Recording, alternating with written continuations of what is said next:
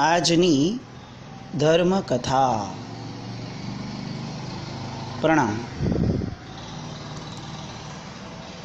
ધર્મકથા અંતર્ગત આપણે એવા પૂજ્ય પુરુષોના ચરિત્રોને છેલ્લા લગભગ 200-250 દિવસથી સ્વાધ્યાય એમનો કરી રહ્યા છે કે જે મહાપુરુષોના જીવન એ આપણી માટે હકીકતની અંદર આલંબન છે.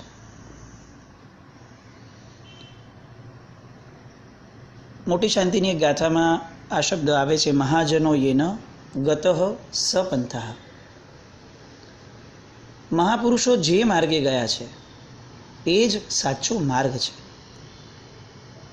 આજે આપણા બધાની પરિસ્થિતિ આવી છે કે યા તો આપણે કોઈ પ્રવચનો અથવા ગુરુ ભગવંતોના સત્સંગમાં જતા જ નથી, એટલે આપણને ખ્યાલ જ નથી કે હકીકતનો રિયલ મોક્ષ માર્ગ શું છે.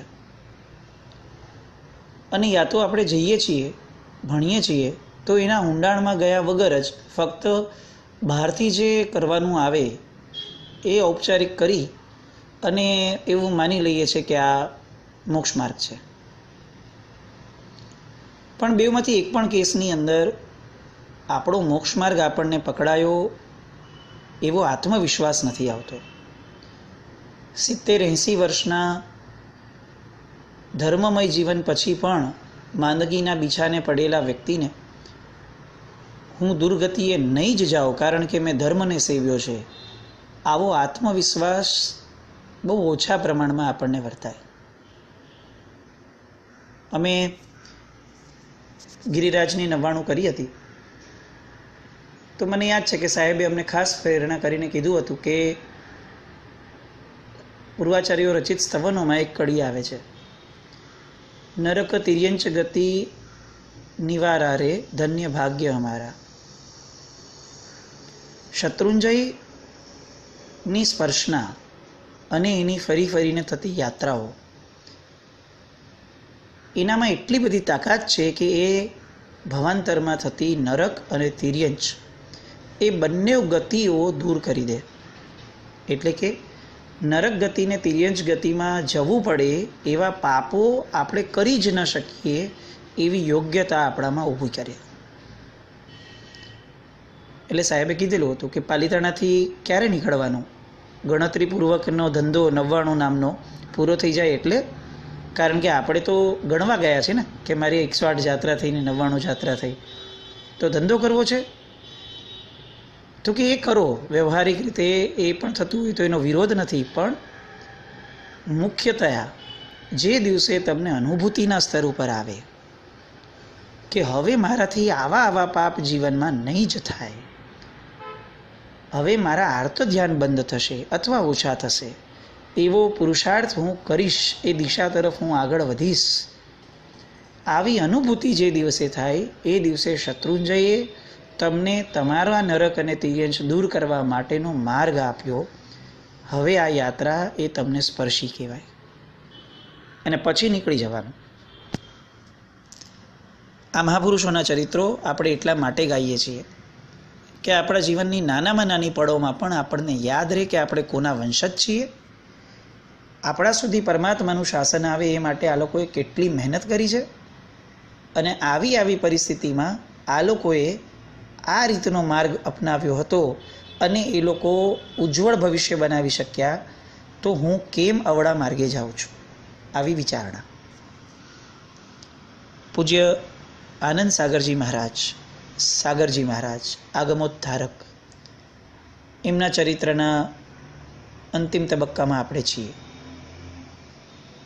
પૂજ્યશ્રીના જીવનની વાતો સાંભળીને 2 દિવસથી ઘણા બધા લોકોના એવા મેસેજીસ આવે છે કે કલ્પના પણ ન હતી કે આટલું ઊંચું વ્યક્તિત્વ સાહેબનું આપણા માટેનું, સ્વપર માટેનું અને જીનશાસન માટેનું થયું હશે. સાહેબનો જન્મ કપડવંજમાં થયો હતો અને આજે પણ કપડવંજની અંદર પૂજ્યશ્રીની ગુરુમૂર્તિ છે અને આજુબાજુ આખું ને આખું સાહેબનું ચરિત્ર કંડારેલું છે, જેમાં આવા અઢળક પ્રસંગો લખાયેલા છે. આપણા લોકોની તકલીફ એ છે કે આપણને કોઈ વ્યક્તિના ઊંડાણમાં જવામાં રસ નથી. નાનું મોટું સાંભળી અનુમોદના બોલી લીધું અને છૂટા થઈ ગયા. હવે સાહેબના શાસન કાર્યોની ગઈકાલે આપણે ઝલક જોઈ. આજે એમણે આગમને બાબતમાં જીવનમાં જેટલું પણ ઇનપુટ જીન શાસનને આપ્યું છે એને પણ જોઈએ. બિકોઝ બીજા બધા જ બિરુદો એ સાગરજી મહારાજ માટે મોનોપોલિસ્ટિક ન હતા, પણ એક બિરુદ સાગરજી મહારાજનું મોનોપોલિસ્ટિક કહેવાય, જે બીજે ક્યાંય લગાવાતું પણ નથી અને બીજે ક્યાંય કોઈનામાં સાંભળ્યું પણ નથી ને કોઈએ ઈચ્છા પણ નથી કે અમારા ગુરુ મહારાજને આવું બિરુદ આપો. અને એ બિરુદ એટલે આગમ ઉદ્ધારક. તો શરૂ કરીએ સાહેબની આગમ યાત્રા. પૂજ્યશ્રીએ એમના જીવનની અંદર 10 લાખ શ્લોક પ્રમાણ આગમિક ટીકાઓ, ચૂર્ણી, ભાષ્ય, નિરુક્તિ વગેરે એનું સંપાદન કાર્ય અને સંશોધન કાર્ય કર્યું છે. આ અંતર્ગત 184 ગ્રંથોનું સંશોધન સાહેબ હસ્તકથી થયું છે. વિક્રમ સંવત 1971થી 1977 આ 6 વર્ષની અંદર પાલિતાણા, અમદાવાદ, સુરત, રતલામ, કપડવંજ આદિ કેટલાક બીજા બધા ગામોમાં ચારેય ફિરકાના શ્રમણી ભગવંતોને એમણે વાચનાનું દાન આપ્યું હતું. એમાંની કેટલીક વાચના તો 6 મહિના સુધી સળંગ ચાલી હતી. આવી અનેક વાચનાઓ થઈ એ 6 વર્ષના ગાળાની અંદર સાહેબે 2.5 લાખ શ્લોક પ્રમાણની વાચના આપી મહાત્માઓને. આજે આપણી પાસે આ આગમો પહોંચ્યા, એમાં સાહેબને બહુ મોટા એમાંના વાઇટલ ફેક્ટર તરીકે જે આપણે ગણીએ છીએ આગમના ઉદ્ધારક, એના મૂળ કારણોમાં આ બધા કારણો છે, આ બધા પ્રસંગો છે. 2.5 લાખ શ્લોક પ્રમાણની વાચના એમણે મુખ્યથી અનેક શ્રમણ ભગવંતો, પછી કોઈ પણ ફિરકાના કેમ ન હોય, એમણે આપી હતી ફક્ત 6 વર્ષના ગાળામાં. 80,000 શ્લોક પ્રમાણ આગમિક વિષય આધારિત, 70,000 શ્લોક પ્રમાણ અનેક બીજા વિષયોને આવરતું સંસ્કૃત, પ્રાકૃત એવા 223 નવા ગ્રંથોનું સર્જન સાહેબે પોતાના જીવનકાળમાં કર્યું છે. ફરીથી એકવાર, 80,000 શ્લોક પ્રમાણ આગમના આધારે, 70,000 શ્લોક પ્રમાણ બીજા વિષયોના આધારે કુલ મળીને સંસ્કૃત અને પ્રાકૃતના 223 નવા ગ્રંથોનું સર્જન પૂજ્યશ્રીએ પોતાના જીવનમાં કર્યું છે. ગુજરાતી ભાષાની અંદર પણ સિદ્ધચક્ર માસિક, સ્તવન, સ્તુતિ આદિ 40,000 ફૂલસ્કેપ કાગળ પ્રમાણ આગમિક ગ્રંથો આધારિત પદાર્થોનું વર્ણન એમણે કર્યું છે. 40,000 ફૂલસ્કેપ પેપર આપણે જીવનમાં આટલા એકસાથે જોયા પણ નહીં હોય, સાહેબે લખ્યા છે. 80 ગ્રંથોની અંદર સંસ્કૃત ભાષામાં 15,000 શ્લોક પ્રમાણ એ સંસ્કૃતની જે એક્સ્ટ્રીમ ક્લિષ્ટ ભાષા હોય એના પ્રયોગથી યુક્ત એવી પ્રસ્તાવનાઓ સાહેબે લખી છે. 1971થી 1977 વિક્રમ સંવતમાં અલગ અલગ સ્થાનોમાં, જેમ કે સુરત છે, કપડવંજ છે, છાણી, ઉજ્જૈન, રતલામ, આ બધા ક્ષેત્રોની અંદર જ્ઞાન ભંડારની સ્થાપના કરી.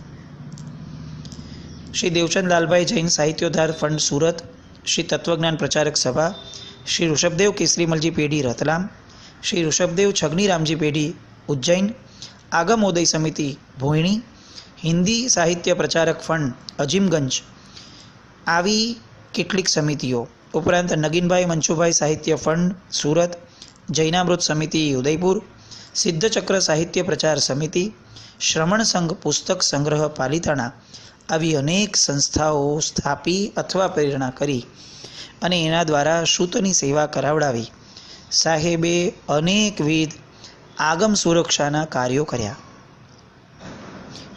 આ ઉપરાંત દેશવીરતી આરાધક સમાજ અજીમગંજ, જૈન ધર્મ પ્રભાવક સમાજ અમદાવાદ અને નવપદ આરાધક સમાજ જેવા અનેક દેશવીરતીને પણ પોષણ મળે એવા સંસ્થાનોની સ્થાપનાના મૂળમાં પૂજ્ય સાગરજી મહારાજ, આનંદ સાગરજી મહારાજ હતા. ભવિષ્યની અંદર કોઈ પણ પંથ અથવા સંપ્રદાય આગમશાસ્ત્રમાં પાઠ અથવા પાઠાંતર કરવાની કુચેષ્ટા ન કરી લે, એ દીર્ઘદ્રષ્ટિના બેઝ ઉપર પૂજ્યશ્રીએ વિક્રમ સંવત 1993માં પાલિતાણામાં સંગેમરમરની શિલા ઉપર આગમ ઉત્કીર્ણનનું કાર્ય કરાવ્યું, જે આજે પણ આગમ મંદિર તરીકે તળેટીની બાજુમાં જ અત્યારે સ્થિત છે. અને ત્યાં આગમ મંદિર જિનાલયમાં દિવાલો ઉપર 45 આગમો મૂળ પાઠાંતર સાથે બધી જ રીતે સાહેબે પોતાની કાળજીપૂર્વક બધું જ આખું લખાવ્યું, કે જેના કારણે ભવિષ્યમાં કોઈ પણ ડાઉટ અથવા આવે તો આપણે ત્યાં રીકન્ફર્મ કરી શકીએ કે મૂળ પાઠ કયો હતો. આવું જ એક કાર્ય પૂજ્યશ્રીના સમુદાયમાં આગળ વધતા પૂના કાતરજ ખાતે પૂજ્ય દૌલત સાગર મહારાજ સાહેબ, જે અત્યારે ગચ્છ નાયક છે, સદી વટાવી અને અડીખમ ઊભા છે એવા પૂજ્ય દૌલત સાગર સુરી મહારાજ સાહેબ, પૂજ્ય હર્ષ સાગર સુરી મહારાજ સાહેબ, આ બંને મહાપુરુષો અને આદિ એમના પરિવારોએ, શ્રવણ પરિવારોએ કાતરજની અંદર બહુ સિમિલર મોડમાં આવી જ રીતે આખા 45 આગમોને અંકિત કરાવ્યા છે. આ આગમ મંદિરની અંદર પાલિતાણામાં જ્યારે જિનાલયને પ્રભુજીને બિરાજિત કરવાના અંજન શલાકા થઈ, ત્યારે એ સમયે 2000 જીનબિંબોની અંજન વિધિ કરાઈ હતી. લાખોની સંખ્યામાં જૈન સમાજ એકઠો થયો હતો. 15 દિવસનો મહોત્સવ થયો હતો. અને એવું કહેવાય છે કે એ 15 દિવસ સુધી પાલિતાણાનું સ્મશાન ગૃહ બંધ રહ્યું હતું. એટલે કે 15 દિવસમાં એ પાલિતાણા ગામમાં આ મહોત્સવ હોવાના કારણે, આ પવિત્રતા હોવાના કારણે એક સિંગલ પણ મૃત્યુનો કેસ થયો ન હતો. આજે આપણે એટલા બધા મહોત્સવોની અંદર રત છીએ, ચાલો આવું એક એક્ઝામ્પલ શોધીને બતાવો. પ્રભાવકતા, પવિત્રતા એ ક્યાં અસર કરે છે અને દૈવત્વ એ કેટલું વાસિત હોય છે આ મહાપુરુષોના જીવનની અંદર, એનું આ એક્સ્ટ્રીમ એક્ઝામ્પલ કે સાહેબના 15 દિવસના મહોત્સવની અંદર આખા પાલિતાણા ગામની અંદર એક સિંગલ કેસ પણ મૃત્યુનો બન્યો નહોતો, કોઈ પણ સામાન્ય પ્રજાની અંદર પણ. 14 દિવસનો ધુમાડું બંધ જમણ થયું હતું. મહાવદ ત્રીજના દિવસે પ્રતિષ્ઠા થઈ. એ દિવસે આજુબાજુના 21 ગામોમાં ધુમાડા બંધ જમણ કરાવ્યું હતું. આ આગમ મંદિર છે ને, એ બહુ જ સહજપણે આપણાથી પસાર થઈ જતું હોય છે, આપણી બાજુમાંથી, તળેટીની બાજુમાંથી પસાર થઈએ ને ત્યારે સમય નથી હોતો, કારણ કે આપણી પાસે તો ઇનફેક્ટ નવટૂકના દેરાઓ માટે પણ સમય નથી. ઇવન ઋષભદેવ ભગવાન બિરાજમાન છે, એની આજુબાજુના કેટલા ભગવાન ગભારામાં છે એ જોવાની આપણને લગભગ ક્યારે ફુરસત મળી નથી. એટલે આપણા કેસમાં આવું તો આગમ મંદિર બાયપાસ થઈ જાય એ તો બહુ સહજ લાગે, પણ હકીકતની અંદર આવી કેટલીય ઘટનાઓના સાક્ષી બની એને અનુભવવાનું, ત્યાં જઈને 5 મિનિટ બેસી આંખ બંધ કરી ત્યાંના વાઇબ્રેશન્સને લેવાનું અને એ મહાપુરુષોને સલામ ઠોકવાનું જે કાર્ય આપણાથી થવું જ જોઈતું હતું, એમાં આપણે ઉણા ઉતર્યા છીએ. આવો મહોત્સવ આજથી 150 વર્ષ પહેલાં કોણ કલ્પના કરી શકે? પ્રસંગ તો પૂરો થયો આગમ મંદિરનો, પણ પછી પાછો સાહેબને વિચાર આવ્યો કે કુદરતી હોનારત વગર થાય વગેરે, શીલા પડે, વીજળી આવી જાય એને નુકસાન થાય તો એમણે આખીને આખી જે આગમની બધી લખાવટ કરી હતી એ તાંબાની પ્લેટ ઉપર કરાવી, કે જેના કારણે આ બધી વસ્તુઓ હોવા થાય તો પણ એને કોઈ પ્રકારે તકલીફ ન થાય. એ સમયે એ જિનાલય બનાવવા માટે સુરત નિવાસી ઝવેરી નગીનદાસ ઝવેરચંદના કુટુંબના રતનબેને સુરત જગ્યા આપી. 2003ના ફાગણવદ છઠના દિવસે ગુરુવારે શેઠ માણેકલાલ મનસુખલાલ સંઘવીને હાથે ભૂમિખનન થયું. વૈશાખવદ બીજના દિવસે બુધવારે શેઠ મૂળચંદ વાડીલાલ માણસાવાલાના હાથે શિલાસ્થાપન થયું. અને શેઠ શ્રી શાંતિચંદ છગનભાઈ ઝવેરી જેવા કર્મઠ કાર્યકર્તાઓનો સહયોગ મળતા ફક્ત 13 મહિનાના ટૂંકા ગાળામાં 3 માળીય આ જિનાલયનું નિર્માણ થયું છે. અને વિક્રમ સંવત 2004ના મહાસુદ ત્રીજના દિવસે પ્રતિષ્ઠાની વિધિ સંપન્ન થઈ અને પહેલી વાર પરમાત્માના શાસનની અંદર અત્યારે વર્તમાનમાં તામ્રપત્રવાળું આગમ મંદિર બન્યું. આ આગમ મંદિરની અંદર 45 આગમના મૂળથી 9 નિર્યુક્તિઓ, કમ્મપૈડી વગેરે ઘણા બધા પ્રકરણોને આવરી લેવામાં આવ્યા છે. પૂજ્યશ્રી બહુમુખી પ્રતિભા હતા, એટલે એમનું યોગદાન પણ અલગ અલગ ચિક્કાર વિષયોની અંદર હતું.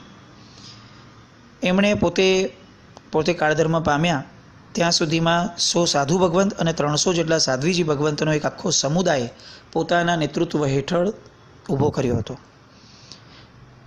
એટલે લોકોની બાબતમાં પોતાની નિશાની અંદર સાધના કઈ રીતે કરવી એ માર્ગદર્શનમાં પણ સાહેબજી ક્યારેય કોઈ જગ્યાએ ક્યાંયથી પણ ખસક્યા હોય અથવા ન ઇન્વોલ્વ થયા હોય એવો કિસ્સો નથી. એમનામાં સાધુ સાધ્વીજી ભગવંતોને નું યોગક્ષેમ કરવાની ગજબ એક આવડત હતી. એકવાર એક સાધ્વીજી ભગવંતે વાર્ષિક પ્રાયશ્ચિત મોકલાવ્યું અને પ્રાયશ્ચિત મંગાવતા એમણે લખ્યું કે મારું નામ આ છે, મારી ઉંમર તપ કરવાની છે, સ્વાધ્યાય આદિની શક્તિ પણ છે, તો સાહેબ મને તપનું વગેરેનું પ્રાયશ્ચિત આપજો. આવું એમણે લખીને મોકલાવ્યું.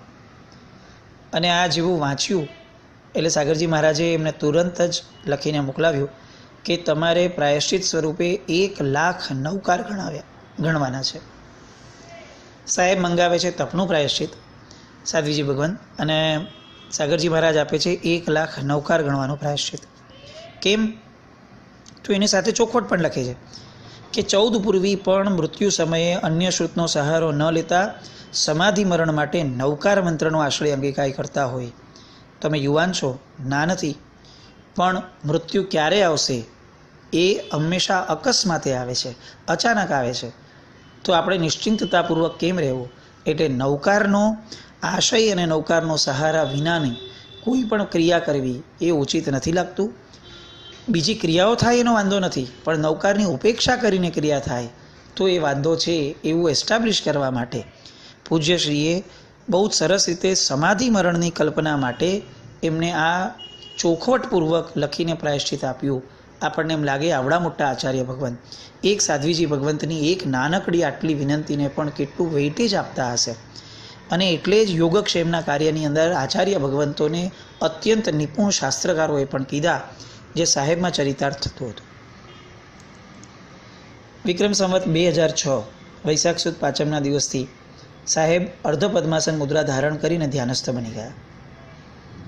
એમને જ્યારે એવું લાગ્યું કે હવે આ દેહની અંદરથી બહુ વિશેષપણે આગળ વધી શકાય એવી શક્યતા નથી લાગતી, તો આખું જીવન બાહ્ય કાર્યો અને જીનશાસનની સેવા કર્યા પછીથી હવે અંદર ઉતરવાના, છેલ્લી ઘડીઓમાં અંદરની સમાધિ, અંદરથી અનુભૂતિના સ્તર ઉપર જવાના પ્રયત્ન સ્વરૂપે સાહેબે ધ્યાન મુદ્રા સ્વીકારી લીધી. અને વૈશાખ સુદ પાંચમના દિવસે સાહેબ ધ્યાનમાં બેઠા અને વૈશાખ વદ પાંચમના દિવસે એટલે કે 15 દિવસ પછી સાહેબનો કાળ ધર્મ થયો. ત્યાં સુધી સાહેબ સતત પોતાના આત્મભાવનાના ચિંતન ધારામાં નિચોડ રૂપે રહ્યા. આપણને લાગે કે જિંદગીભર સ્થૂળની ચિંતા કરતા મહાત્માઓ પણ જ્યારે સૂક્ષ્મમાં ઉતરે છે ત્યારે એવા જ શૂરવીર અને પરાક્રમી દેખાય છે અને બનીને દેખાવે છે જગતને કે અંતે જીન શાસન એ ફક્ત પ્રચારનો માર્ગ ક્યારેય નથી. જીન શાસન એ પ્રચાર સાથે સાથે પોતાની આત્મહિતની ચિંતાનો પણ માર્ગ છે. અને એટલે 2006 વિક્રમ સંવતમાં વૈશાખ વદ પાંચમના બપોરે 4:32 મનસુભાઈ દીપચંદ ઝવેરી જૈન ધર્મશાળા કે જે અત્યારે લીમડાના ઉપાશ્રય તરીકે પ્રસિદ્ધ છે, એમાં પૂજ્યશ્રી કાળધર્મ પામ્યા સુરતની અંદર. અને સુરતના ગોપીપુરા વિસ્તારમાં સાહેબનો અગ્નિ સંસ્કાર થયો. સાહેબ પછીથી તેઓ પોતાના પટ્ટધર તરીકે પૂજ્ય માણિક્ય સાગરજી મહારાજ સાહેબને સોંપીને ગયા હતા. આવું સાહેબનું જીવન. અને સાહેબે જે રીતે પોતાના જીવનની અંદર શાસનની ભક્તિ કરી એટલા જ કડક પોતાની માટે પણ હતા. એમણે જીવનમાં ક્યારે પણ પોતાના નામ સાથે પોતે સુરી અથવા આચાર્ય શબ્દ પણ લખ્યો નથી. આવી નિસ્પૃહતા સાહેબ માટે કહેવાતી. નહીં તો આટલા મોટા આચાર્ય ભગવાન આજે આ સહજપણે લખાય, પણ એ પોતે ક્યારે સુરી નહોતા લખતા. આનંદ સાગરજી, આવું એમનું ચરિત્ર, આગમોદ્ધારક. અને ચારૂપ તીર્થની અંદર કે આવા કેટલાય તીર્થોની અંદર બીજા ધર્મો સાથેના વિવાદો એનું વાત હોય, બાળ દીક્ષા વગેરેની વાત હોય, આપણા જ પોતાના પરમાત્માના શાસનમાં તિથિ અથવા બીજા બધા વિવાદોની પણ વાત હોય, એવા સમયે વલ્લભસુરી મહારાજ, નેમિસુરી મહારાજ સાહેબ આદિ અનેક પૂજ્યો સાથે સુલેહ કરી, અનેક પૂજ્યો સાથે ચર્ચાઓ કરી અને બહુ પ્રસન્નતાપૂર્વક પરમાત્માનું શાસન સુચારુ રીતે અને એકાત્મતાની દ્રષ્ટિએ આગળ વધે, રાગ અને દ્વેષની પરિણતિઓ બહુ વધે નહીં, એવા આશયપૂર્વક સાહેબે સુંદર મજાનું જીવન વ્યતીત કર્યું. આજે આપણે આનંદ સાગર સુરી મહારાજ સાહેબના, સાગરજી મહારાજના ચરિત્રને 12થી વિરામ આપીએ છીએ. એવા વિશ્વાસપૂર્વક કે સાંભળનાર શ્રોતા અને બોલનાર પોતે પણ જીવનમાં ક્યારે પણ આ મહાપુરુષની વાતોને, આ મહાપુરુષના ચરિત્રને ક્યારેય વિસ્મૃતિમાં નહીં લાવે અને આ મહાપુરુષ સતાય આપણા માટે સાનિધ્યકારી બની રહે અને એમના માર્ગે ચાલી અને આપણે પણ આપણા જીવનની અંદર આ આગમો અને શ્રુતને આપણે કંઈક ને કંઈક અંશે સેવી શકીએ એવા પુરુષાર્થને પામીએ, એવી શુભ મંગલ કામના. જીનાજ્ઞા વિરુદ્ધ કંઈ પણ બોલાયું હોય તો મિચ્છામિ દુક્કડમ. પૂજ્યશ્રીના ચરિત્રની બાબતમાં પણ ક્યાંય પણ આગળ પાછળ થોડું થયું હોય તો પણ પ્રામાણિકપણે આ લેવાનો પ્રયત્ન કરવા છતાં ત્રુટી રહી ગઈ હોય તો ત્રિવિધે મિચ્છામિ દુક્કડમ. જૈનમ જયતિ શાસન.